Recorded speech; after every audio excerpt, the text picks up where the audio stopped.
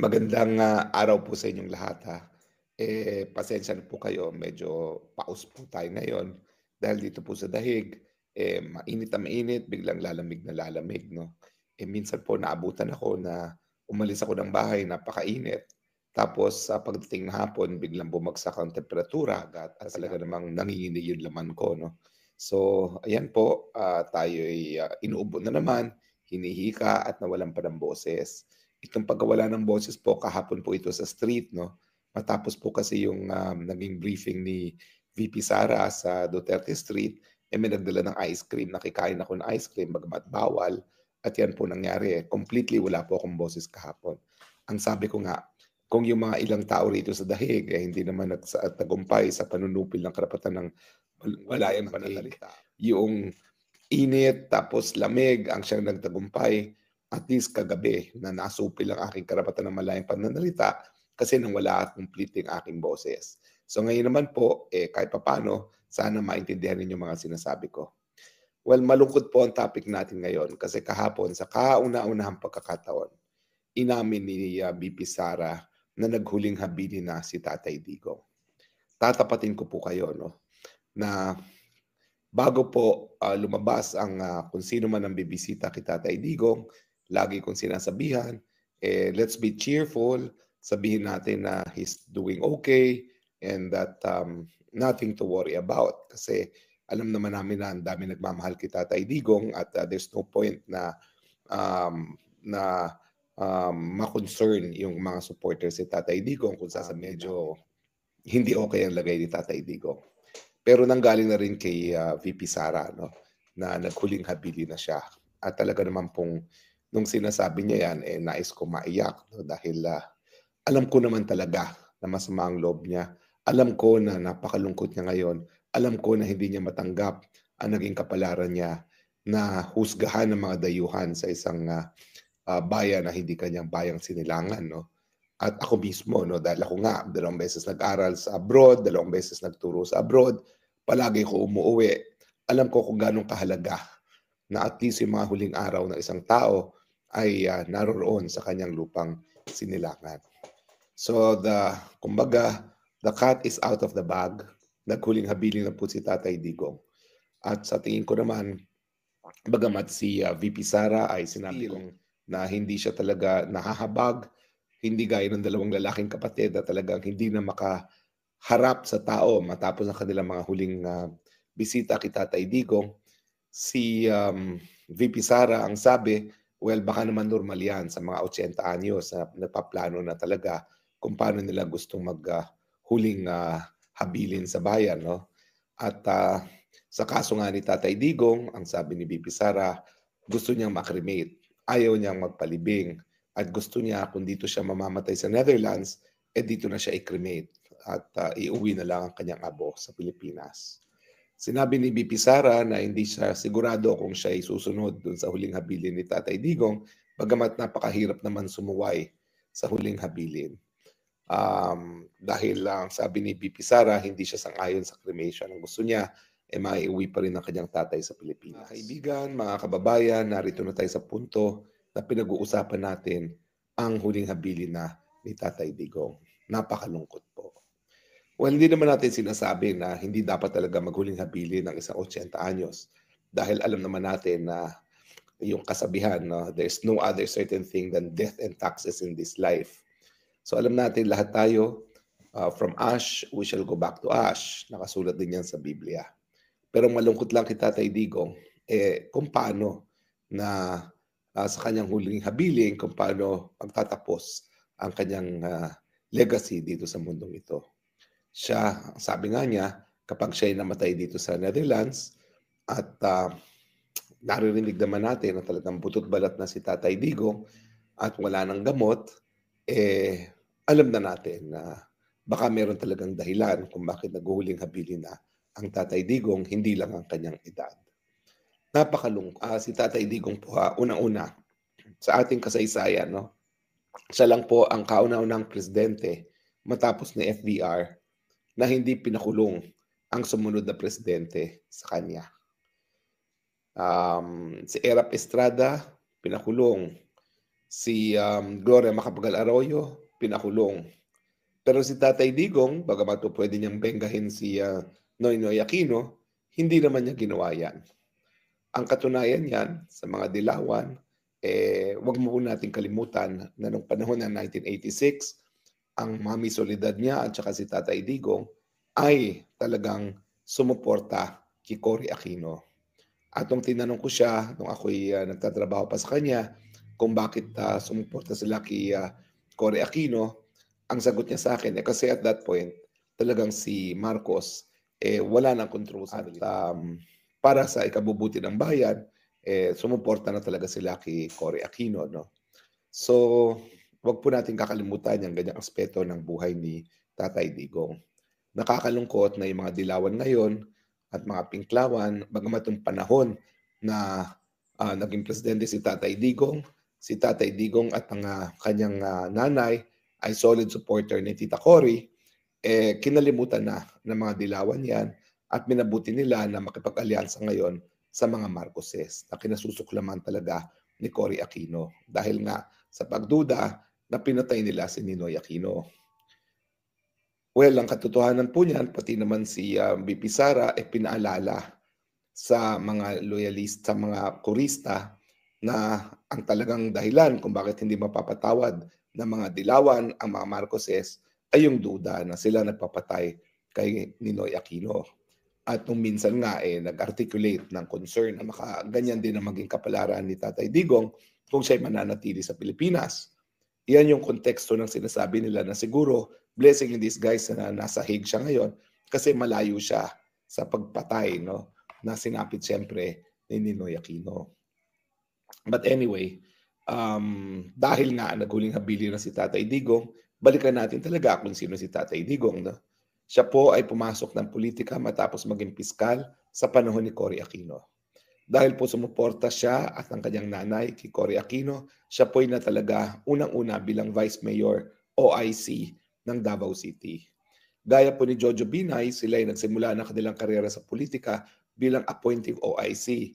Ang nag-appoint po sa kanila ay siyempre si Presidente upon recommendation of Nene Pimentel ng PDP Laban.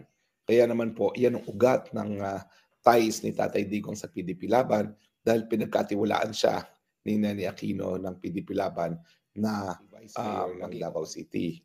Matapos po maging OIC Vice Mayor, siya po itong kabunan ng mayor at alam na po natin na for 3 terms siya ay naging mayor at matapos yan ay naging kongresista, tapos nag 3-term mayor again, tapos nag-vice mayor kay Inday Sara at nag-mayor muli at naging presidente ng Pilipinas.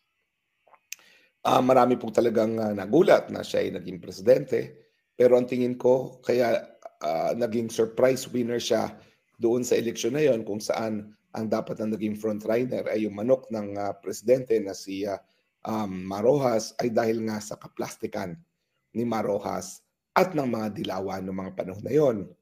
Mantakin nyo, alam naman natin na galing siya sa isang pinakamayamang pamilya sa Pilipinas, itong si Marojas, nagpasikat sa kanya Mr. Palengke. Instead of Mr. Palengke, siya pala yung nagmamay-ari ng palengke, yung farmer's market. At siyempre, yan yung pinula sa kanya, no? Na puro kaplastikan, puro pagpapanggap ang kanyang kandidatura. At yan ang dahilan din kung bakit ang taong bayan, isinuka na yung mga trapo. Kasi ang gusto lang hinala nila si Tatay Digong, gusto nila yung totoo. Yung taong totoo, hindi nagpapanggap. Ito si Tatay Digong, nagmumura, na inaamin na babaero siya, pero ang sinasabi niya, matinding pagmamahal ko sa ating bayan, sa inang bayan. So bagamat inamin niya ang lahat ng mga dapat sana itinatago ng mga trapo, yung mayroon siyang mahigit na isang asawa, at yung kanyang mga pagmumura, at saka yung kanyang pulisiya sa Davao na zero tolerance sa droga, yan ang dahilan kung bakit minahal siya ng taong bayan. Minahal siya dahil siya ay totoo. At sa politika naman talaga ng Pilipinas, alam natin na karamihan ng mga nananalo, lalong-lalo na bilang presidente, dahil doon sa tinatawag na manufactured charisma. Mga kaplastikan, mga pagpapanggap, no? Mga balat kayo.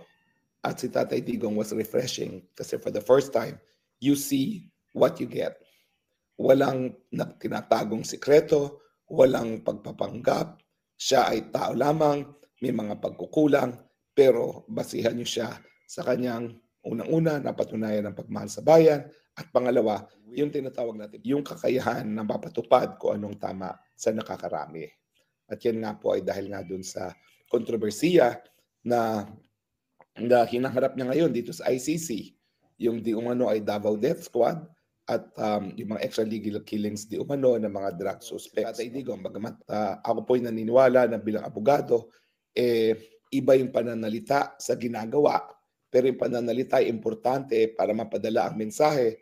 Naniniwala po talaga ako na hindi naman totoo yung mga paratang na 30,000 ang namatay sa kanya. Sa katunayan nga po sa ICC, hanggang 43 deaths lang.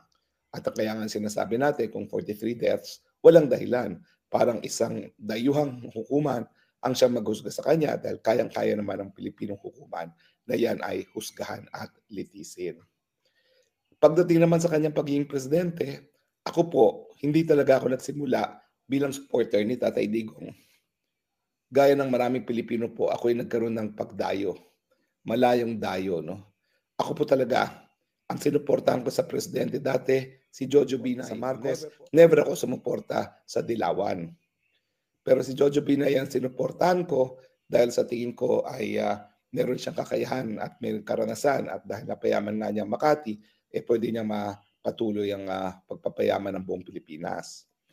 Ako po ay nagulat nung ako'y tinawagan, unang-una ni Senator Bongo at later on ni Presidente Duterte mismo, na nag-iimbita na maging kanyang tagapagsalita. Nasa Kongreso po ako noon. 1.5 taon na akong nasa Kongreso. At nung ako po tumakbo, number 6 po sa lahat ng party list yung aking naging partido. Pero, bago ako tinawagan yan, ano ba yung mga naging past dealings ko kay Tatay Digong? Well, unang-una po, no? Una ko siya nakilala dahil nga dito sa burlesking incident, kung saan pinukulong ni dating Speaker Nograles itong Alexander Adonis, isang mamamahayag ng, kung hindi ako nagkakamali, yung Radio Mindanao Network, no? Kung saan ibinalita niya at isinadrama niya, isinadula niya yung nangyari kay Speaker Nograles nung nahuli ng asawa nung asawang koronel nung babae na kasiping niya sa isang hotel sa Makati. At di umano nga, itong dating speaker ay nagtatakbo hubad-hubad sa lobby, sa corridor sa isang Makati hotel. Now, pinakulong po siya habang siya ay nakakulong na sa Davao Penal Colony, napagbigay alam sa akin kung anong dinanas niya. Ako naman po sa mulat-mula, ang aking advokasya ay ang karapatan ng malayang pananalita. Kaya nga po nung sinupil ako dito sa Dahig, pangalawang beses lang po yan at tinangka akong supilin. Yung unang beses ay isang komperensya po on freedom of religion. Kasi kasama ko yung isang Katoliko at ang aking PowerPoint presentation ay tungkol dun sa politisismo. Yung isang artwork na merong bayag at mukha ni Kristo na dinimanda ang CCP dahil pinayagan na ma-exhibit yan. Kami po itong yung abogado ng artist at syempre ng CCP na rin, at napadismiss namin yung kaso kasi nga kabahagi ng karapatan ng malayang or freedom of expression yung artwork na yan, no? Now, ang nangyari po doon sa unang-unang pagtatangka na ako'y supilin, dahil ipapakita ko yung larawan na naging kontrobersyal doon sa politisismo, ang sabi nung Katoliko na Rabid na nagsasalita rin doon sa forum na Freedom of Religion sa Brigham Young University, no? Ito yung mga Mormons, wag daw ipakita, wag daw akong payagang ipakita yung aking slide dahil yan ay offensive to religious feelings. Ang sabi ko doon sa mga organizers, napakalayo ng Utah para ako'y mag-deliver ng aking PowerPoint presentation tungkol sa politisismo, at ang kahalagahan nga nito ay kabahagi ng freedom of expression at ang kabahagi ng freedom of religion, ang freedom of expression. Kasi kung tutol ka sa teolohiya ng isang pananampalataya, ang panlaban mo ay mas mabuting pananampalataya. Yan ang sabi ni Chief Justice Puno, no? The cure to bad theology is better theology. At ang sabi ko, I would rather not deliver my paper rather than be suppressed. So sabi ko sa kanila, you decide, but no one